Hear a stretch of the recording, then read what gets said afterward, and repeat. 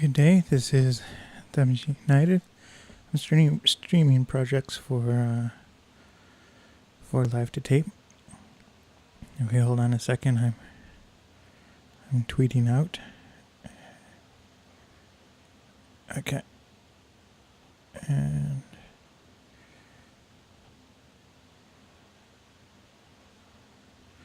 okay. So here we go. I'm gonna start working on this project for live to tape. It's a new series I'm doing. It's still landscape photography combined with what is the word? Well, time-lapse photography. So let's begin. And put on the relaxing music. So we have the project here, and I'm gonna add the footage.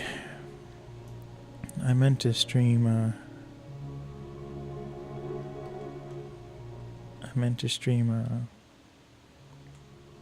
earlier. I was kind of planning on streaming on Monday, but that didn't work out.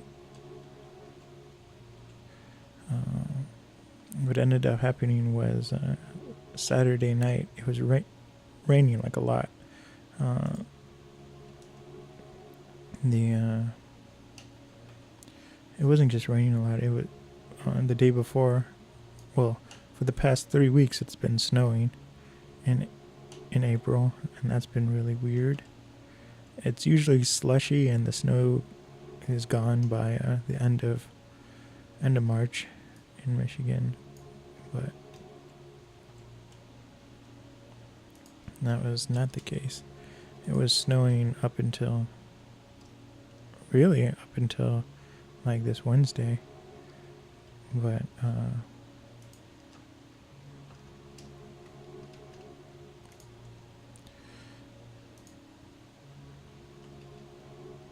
here we go. I'm just setting up the project the way I like it, and we only need to view this at 20%.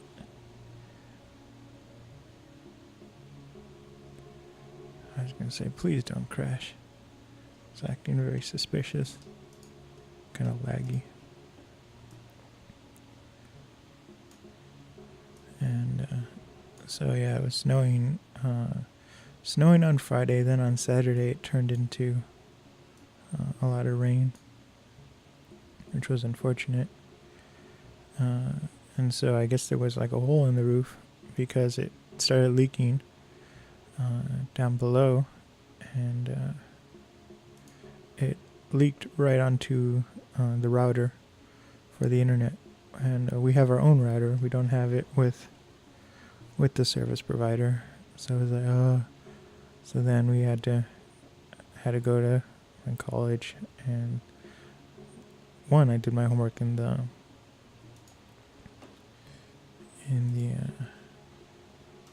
library, but then I had to figure out which what router we needed, and they've been yelling at us. The ISP, they're like, "Oh, your router's out of date. You have to go buy a new one." It's just like, it's fine, but they still didn't like it. I hope it's not going to be like this hard to edit. I might have to move on to something else. I've been having a little bit of problems with this hard drive. It's been giving me a little bit of problems.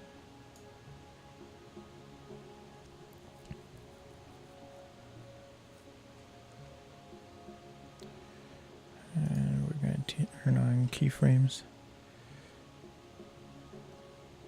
And here we go. So for this first playthrough, this first pass, I'm going to go through and find every license plate, and then I pretty much cut in the timeline so that I can go back and edit it out. So here we go.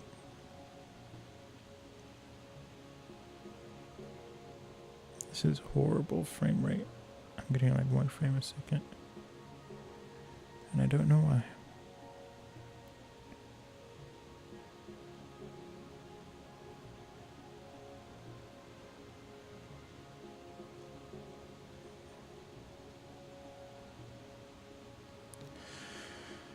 Okay, we're gonna have to go lower than 20%. We're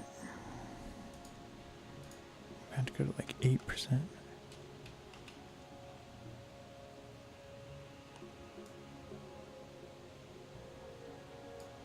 It is a high bitrate video. It's 40 megabits, so that might be it. I might have bit off more than I can chew for this project. Usually, what I do is I make a low resolution version, and then I edit over that, and then that will allow me to edit it on like slower computers and everything, but it should be working fine. But it's not. So I'm gonna quit and restart. I'm also gonna eject the hard drive and do that. So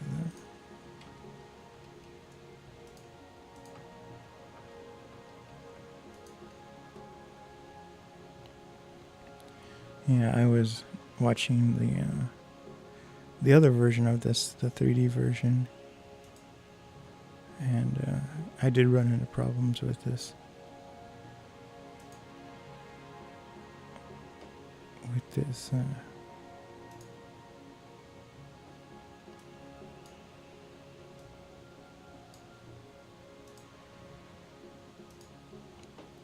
this hard drive.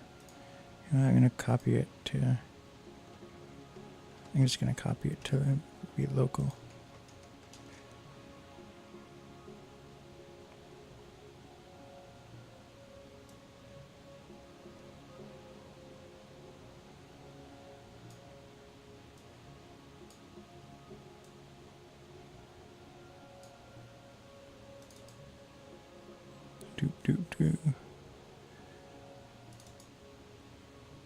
Let's see if this works better. I don't really like editing files on my local hard drive because it kind of takes up a little bit of resources.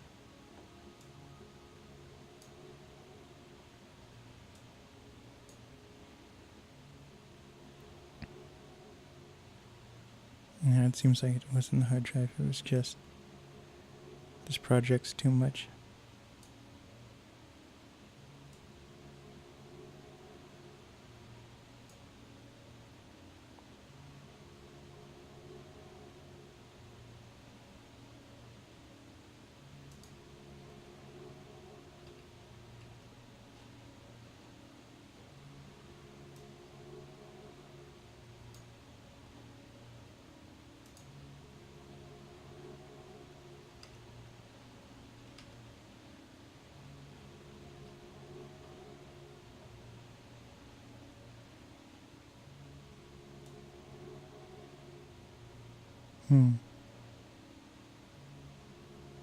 Well, I'm not sure what to do. I think I might have to switch to something else.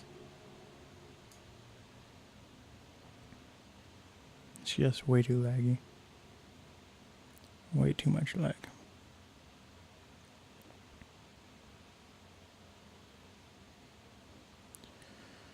Okay, so hold on 1 second.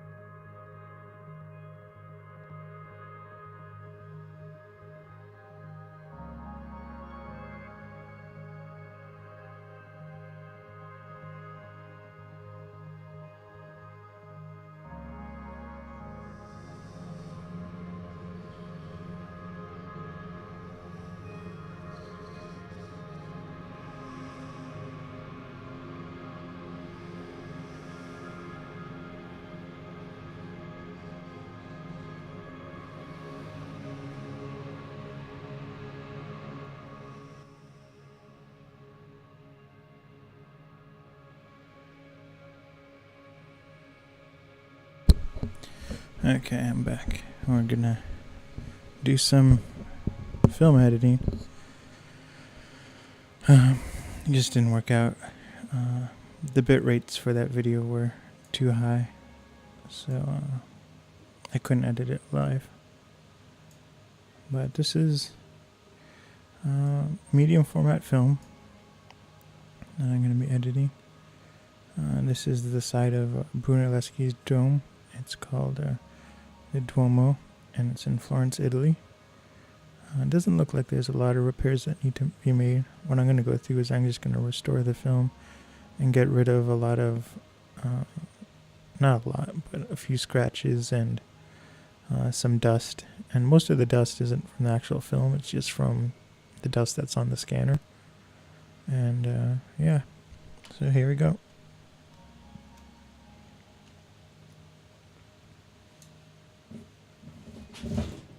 Have to get comfortable.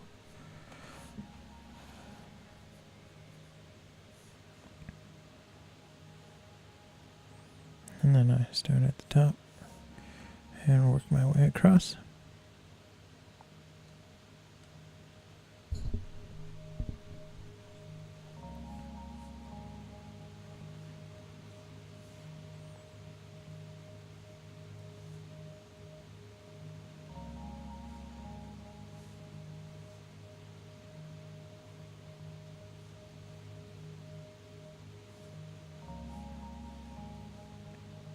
So it was a busy week, as I was kind of saying before. It rained and then it leaked in the house, and then the modem for our internet was destroyed. It was like, it only leaked in this small part of the room, and of course it was right on top of the modem. So that was like, oh, dreadful. So then I had to go to the school library and use their internet to figure out which modem we needed. And the ISP has been like pestering us for a while. And they were like, oh, your modem's out of date. It was like the Doxy or whatever, DOCS, which is,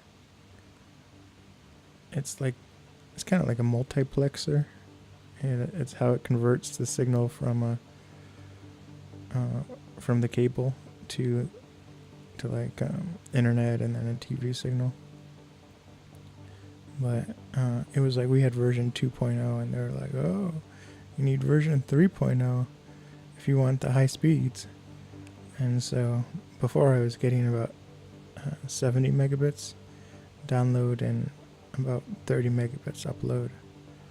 And so I went to their website, and they're like, here's a list of compatible modems. And then you could, on the ISP's website, you could search, and then you could see, based by what speed you pay for.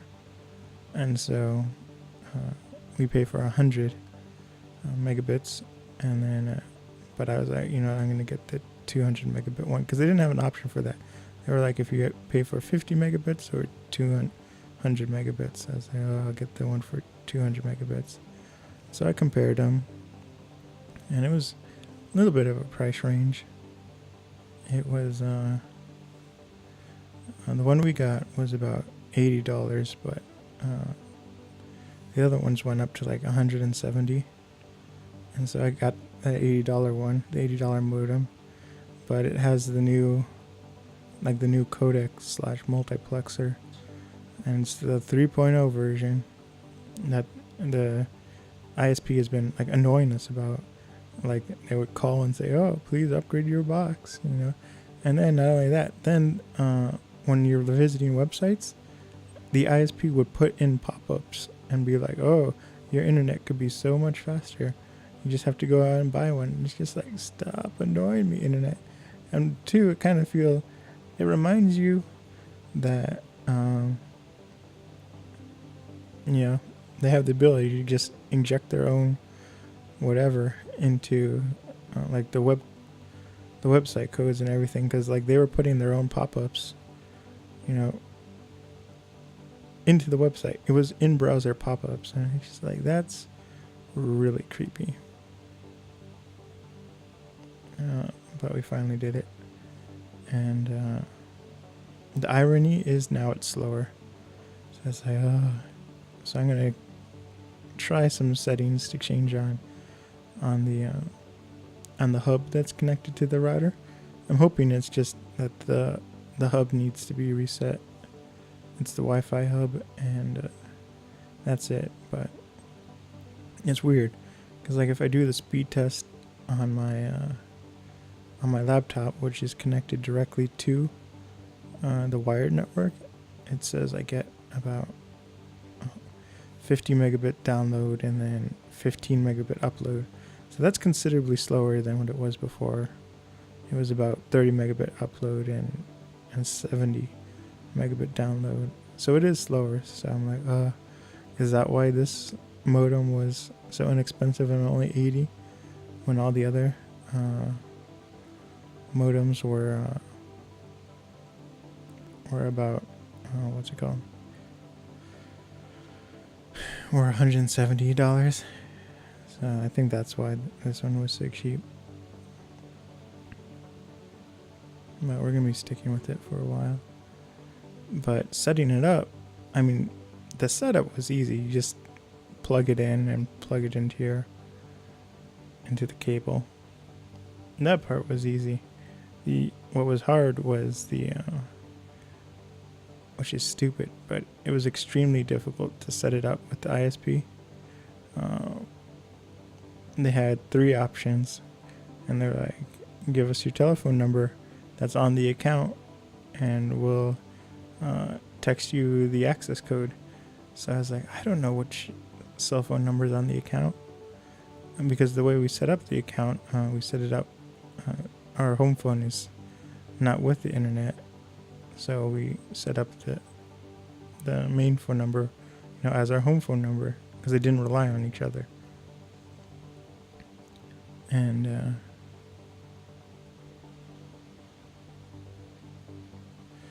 anyway, so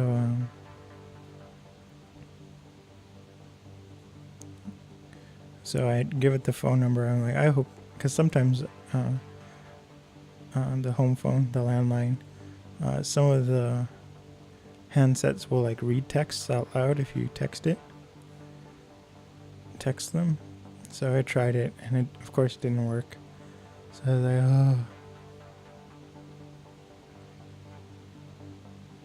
and once I tried texting it, it didn't work. So I was like, okay.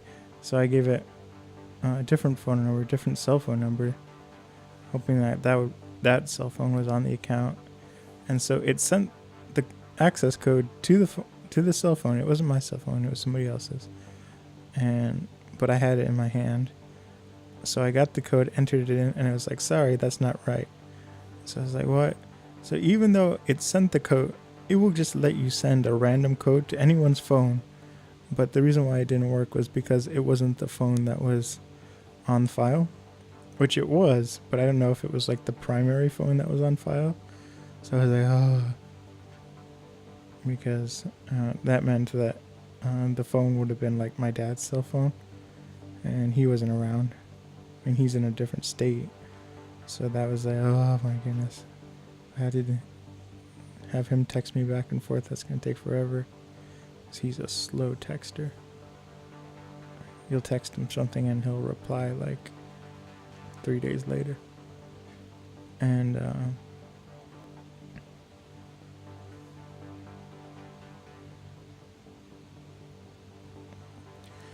so then I was like, okay, I'm gonna do it by account number.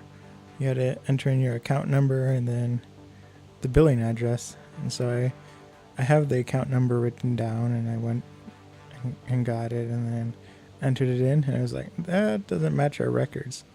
And I was like, and so then that took forever. And then I found a different paper with the account number. It was a completely different account number. It was like 17 digits long, and the original account number I was entering was only like 9. So I was like, I hope it worked. And so then it finally did. The whole process took about maybe an hour. And so this was on Wednesday. So we were out without internet from Saturday to Wednesday, which isn't that bad. I mean, my family and I didn't get internet till high-speed internet till 2015, so like we're fine with not having internet. But that was the reasons why I wasn't streaming. That was reason number one why I wasn't streaming. Reason number two was that my main computer, the one that has Windows, I had it booted into Linux, and it was busy rendering that stuff for live to tape. I assumed foolishly that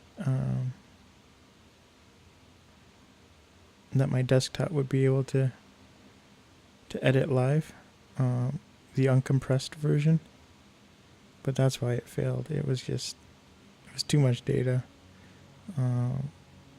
I mean, it is slightly compressed, but it's an HD image, and the bit rate is about 40 megabits per second. So that's 10 more megabits than Blu-ray. Blu-ray footage on a disc, and so that's why it didn't work. I thought it could handle it, but it couldn't. So that's why I switched back to this. So we'll do a couple of these tonight, a couple of images, and that will be it. But yeah, it took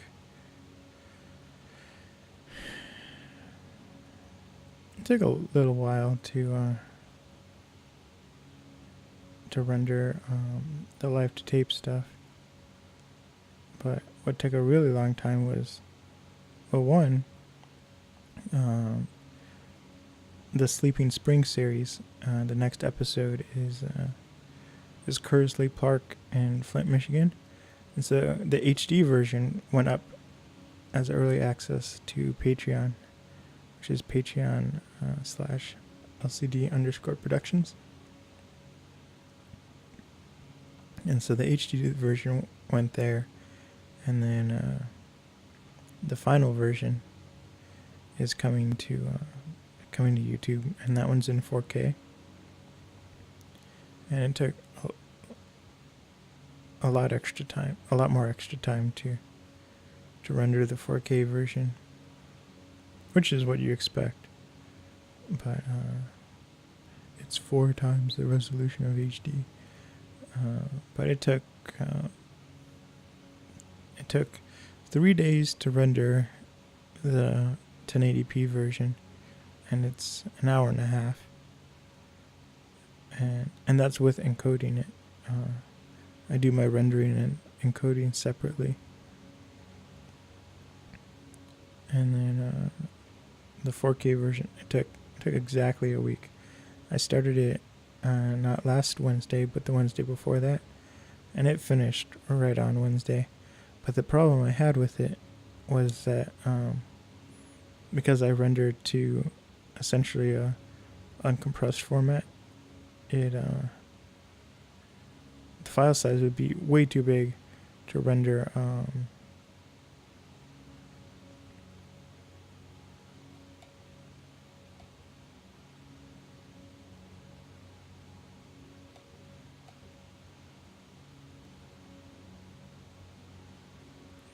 the file size would be way too big to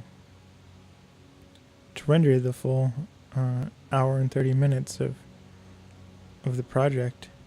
So what I did was I split the project into 4 chunks, and then I had it render it one chunk at a time, and it worked out pretty well that way. And so what it would do is it would render, part 1, and it would do it in the uncompressed format, and then it would go and hold on, you guys. I think I know why it's acting so slow. Okay, things should be working out better now. And so it would go and do part 1, and then it would do it in an uncompressed format, and then it would go and compress it to the final codec, which is H.264, but I think it's at like 90 megabits a second because it's 4K.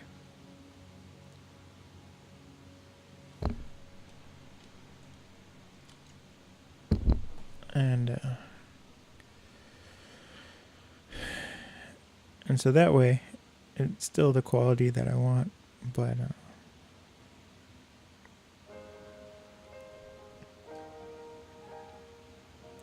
I don't have to worry about the hard drive space filling up, because it destroys the uncompressed version once the final encode is complete.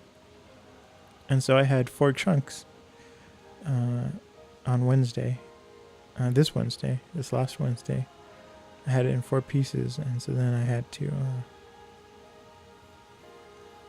combine them. And that part was easier. I had written a program for live to tape, and I wrote it because I would have to like manually like write the code, the commands to combine the VR version of live to tape. There's this video that plays, and it shows the VR goggles, and then it says, please align the center line in your VR goggles.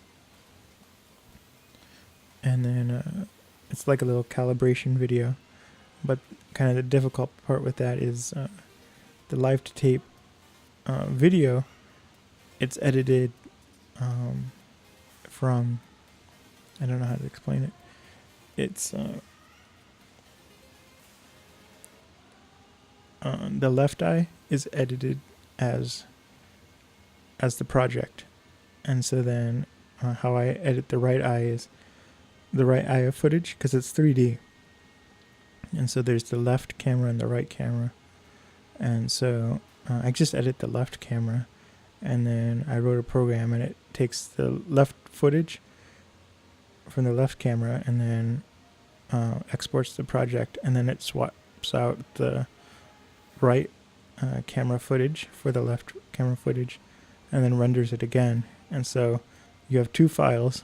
They're exactly the same, but the footage is from the left eye and the other one's from the right eye.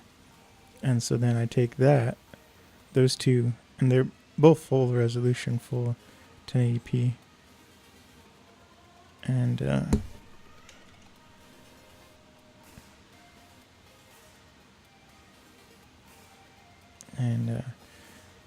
then for the VR version, I just kind of sandwich them together. And so to get a full screen version is really difficult, because you can't have, it's 2 separate videos that are merged together. And so instead of like doing a separate project where I have the 2 videos as another video merged, just so I can put in the calibration screen, I'm not really explaining it very well, but to have it full screen and not in the double view mode for VR. Essentially, it's really difficult to have part of a video in VR in the beginning, and like the full video in VR, but the beginning part of the VR not be in the VR mode, which is what I had to do. So I wrote a program that lets me combine one video with another, and so that's how I got the calibration video at the beginning of each VR video for live to tape, and for Project Newfoundland on Flotations. But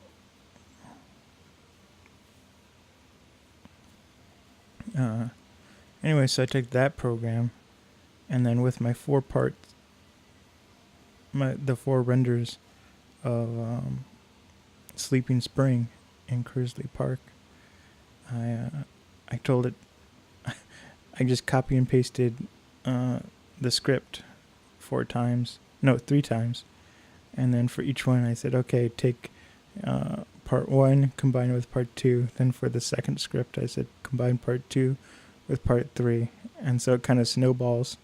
And then it was the final one was combine part 3 with part 4, and so it went through and it combined and it re-encoded, then combined and re-encoded, which took a little longer to do it that way, but it was easier to set it up to do it than to rewrite the code to do a combination of 4. But it finally did it, and it was finished this morning, and so I uploaded it to YouTube, which is why I was kind of late for streaming. I wanted to stream a little earlier, and it was just so that uploaded, and then it's processing on YouTube, and again it's in 4K. It will be coming out Sunday, probably Sunday morning, on Footations on YouTube, and then it will be on the Footation store as well. I might upload it tonight if it's done processing before I go to bed.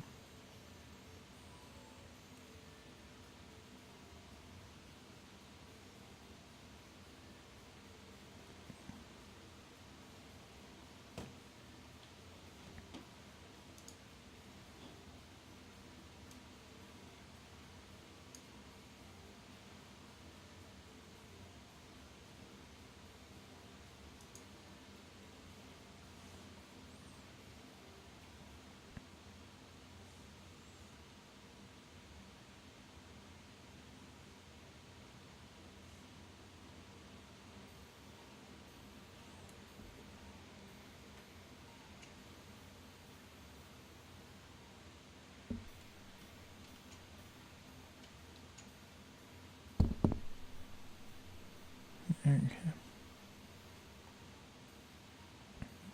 So that was kind of working on that project.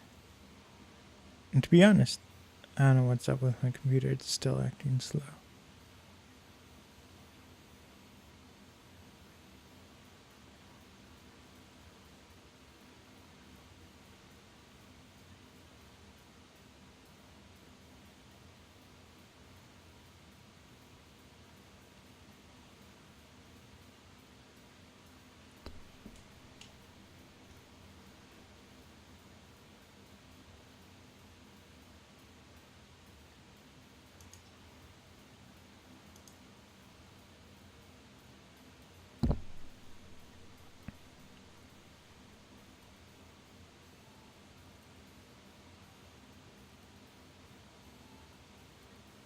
No, it's frozen. This might be the only image we edit tonight. I'm gonna have to go and figure out what's wrong with the computer, because it's having like that huge streak. The pen wasn't touching down.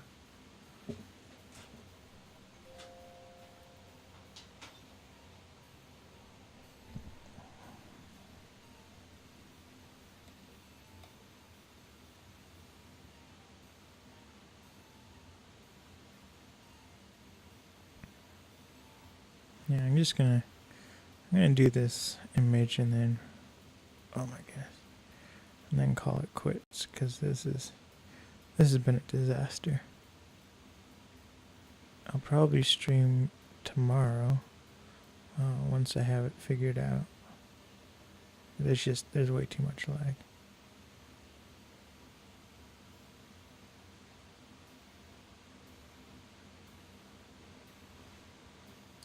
And I don't know why, because I'm running less programs than usual.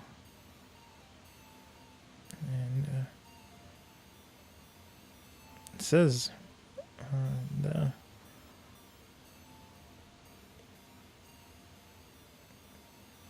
processor is not even working that hard. So I'm going to have to do more testing figure it out. I started up my computer like 3 hours ago, so it should be like warmed up, so to speak, but it takes a long time for my computer to boot. And part of that is kind of my school's fault, because I have to install a whole bunch of programs that want to start up and everything. It's just bloatware. I can't wait to get rid of it all.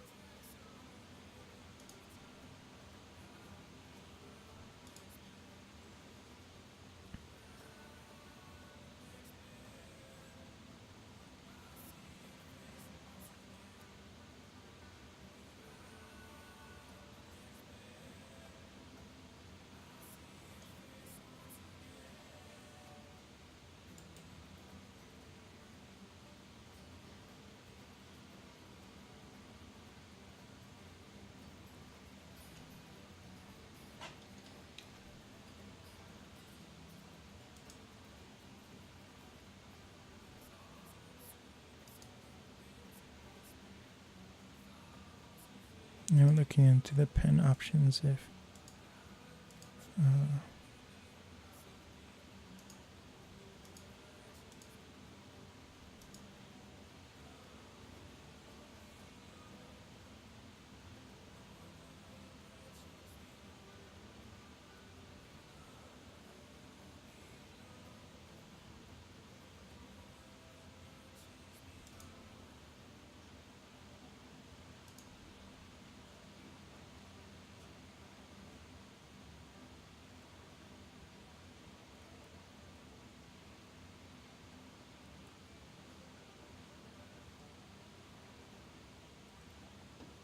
yeah, it's all ridiculous. I don't know what's going on.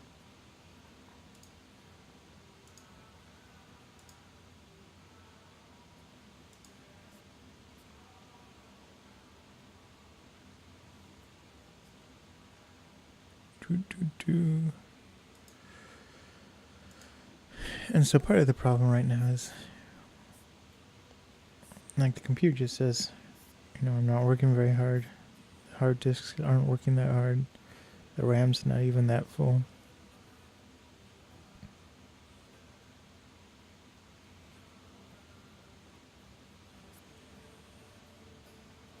But it's definitely having problems.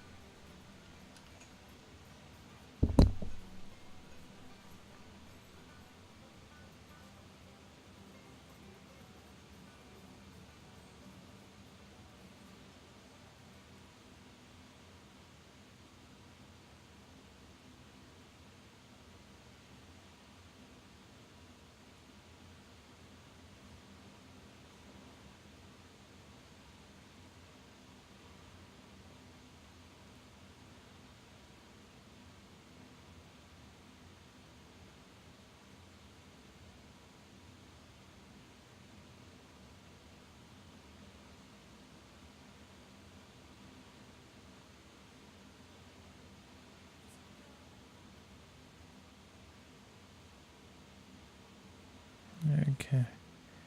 I think I'm gonna call it quits. finishing this image. It's not going to be...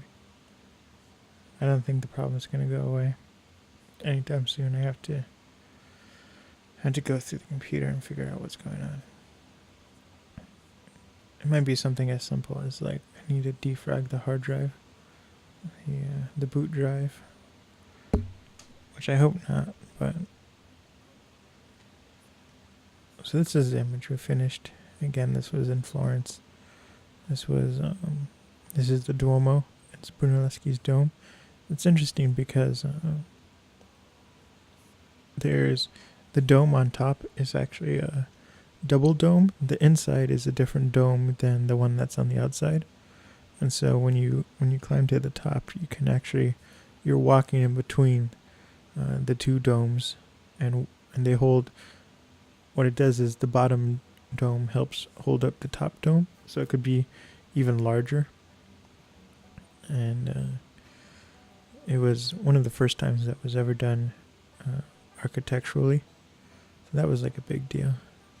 But yeah, so I guess it was a stream of editing one photo. I'll probably stream Sunday, tomorrow. I'm not sure when. It will definitely be late in the day though. So thanks for tuning in. I'll probably see you guys tomorrow.